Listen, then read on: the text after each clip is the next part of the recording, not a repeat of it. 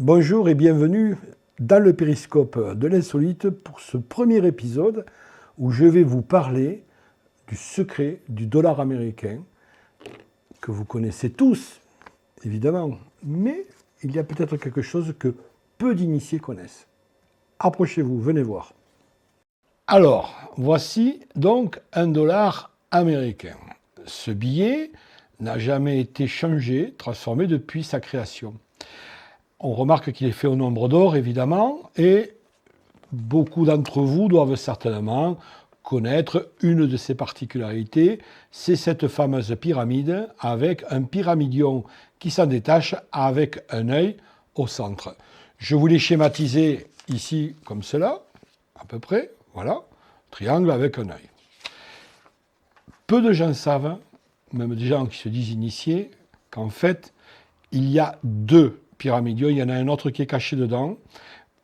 Autant celui-là, il est en deux dimensions, c'est-à-dire longueur, largeur, mais je vais vous montrer celui qui est caché en trois dimensions. Regardez bien le pliage que je vais faire. Je vais plier en deux mon billet, comme ceci. D'accord ?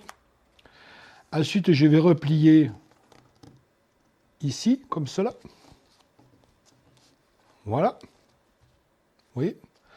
Je vais faire les angles de cette façon-là, comme ceci. Voilà.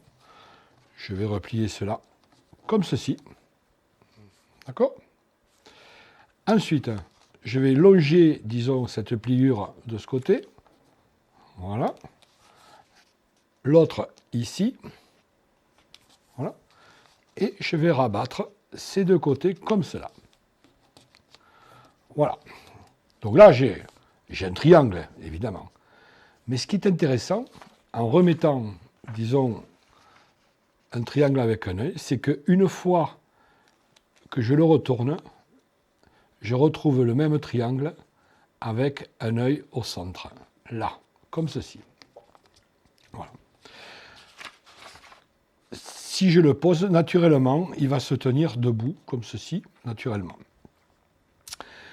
Alors, on pourrait le garder comme ça, c'est joli, etc. Mais en fait, il a une fonction qui est cachée. Cette fonction, pour cela, il faudrait trouver quelqu'un qui soit spécialisé en radiesthésie, en programmation, et il va pouvoir faire ce qu'on appelle une activation, comme cela. Activation, voilà. De façon à rendre ce billet actif. Une fois qu'il est activé, ce billet, on prend son portefeuille, on glisse le billet dans le portefeuille à l'endroit où on met l'argent, nos billets, comme ceci, et je vais glisser ce billet là-dedans, de façon à ce qu'il soit toujours en contact avec le billet d'1 $. C'est-à-dire, à chaque fois que vous allez mettre des billets dedans, il va falloir que vos billets qui sortent de la banque soient en contact avec ce billet d'1 $. Alors, qu'est-ce qui va se passer ? Évidemment, vous n'allez pas devenir riche comme Crésus, ou alors devenir très très riche comme certaines personnes sur cette planète qui ont des milliards. Non, c'est pas ça. Mais vous ne manquerez jamais d'argent. C'est-à-dire que l'argent viendra toujours au bon moment, à point nommé, quand vous en aurez besoin. Voilà. Ça, j'ai pu le constater non seulement pour moi, mais pour d'autres personnes à qui j'ai activé les billets. Il y a quelque chose d'important aussi à faire quand on reçoit un billet comme ça. Ça va être, disons, dans la rue, de trouver un mendiant, quelqu'un de pauvre, à qui on va donner de l'argent, un petit peu d'argent, etc.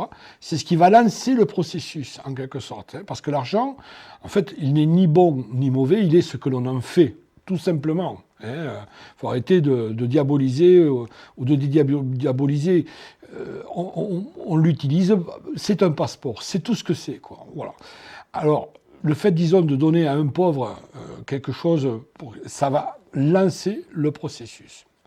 Ça, c'est le premier point. Je me suis amusé aussi à réfléchir comment ce billet avait pu être créé. Donc, je suis parti d'une découpe d'un papier que j'ai fait pareil que le billet que je viens de vous plier. Je vais vous le faire devant vous. Voilà. Très rapidement, hein, je vais accélérer un peu le processus, je le connais par cœur. Voilà, voilà. Voilà. Celui qui a créé ce billet a commencé comme ça, tout simplement. Voilà. Ensuite, on va le plier. Voilà, très rapidement. Ici, là, voilà. Hop là. Je me trompe un petit peu. Voilà. Il a dû certainement dessiner un rond, là. Voilà. Comme cela. On trouve les deux. Il a dû déplier l'ensemble. Voilà, ils ont dessiné le billet. Devant, derrière, et ils ont fabriqué le billet d'$1 comme ça. Je ne vois pas d'autre solution. Ensuite, est-ce que vous voulez aller plus loin? Eh bien oui, on va aller plus loin. Je vous fais les questions et les réponses, comme vous voyez. J'en ai fabriqué 4, évidemment, je les ai fabriqués en amont. Donc on a recréé là, ici, une pyramide avec les 4 yeux, ici, qui regardent dans toutes les directions. À partir de là, je vais vous donner une petite astuce qui est un secret aussi, qui était très jalousement gardé. Maintenant que vous avez vu ce que l'on peut faire avec 4 billets d'$, du moins cette pyramide, et les 4 yeux qui regardent donc dans les 4 directions, je vous propose une petite expérience. Procurez-vous le chapitre 117, je répète, le chapitre 117 du livre des morts des anciens Égyptiens. Prévoyez une après-midi dans un endroit calme, dans la nature, où vous vous sentez bien, et un endroit où vous ne pouvez pas être dérangé, hein, évidemment.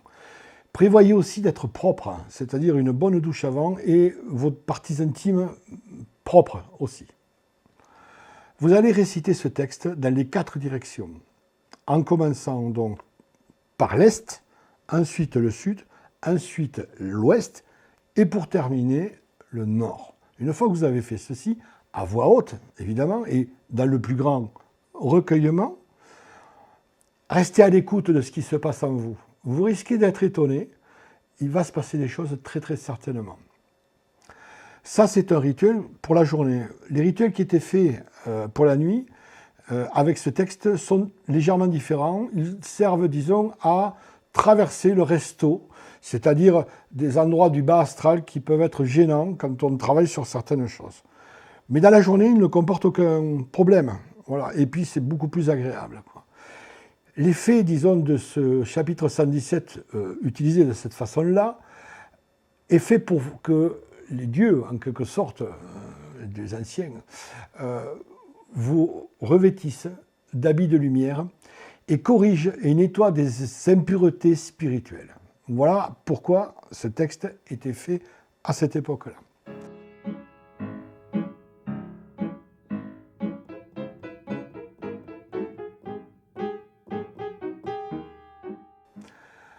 Le premier épisode de ce périscope de l'insolite est maintenant terminé.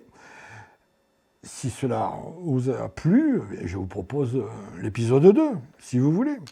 À bientôt.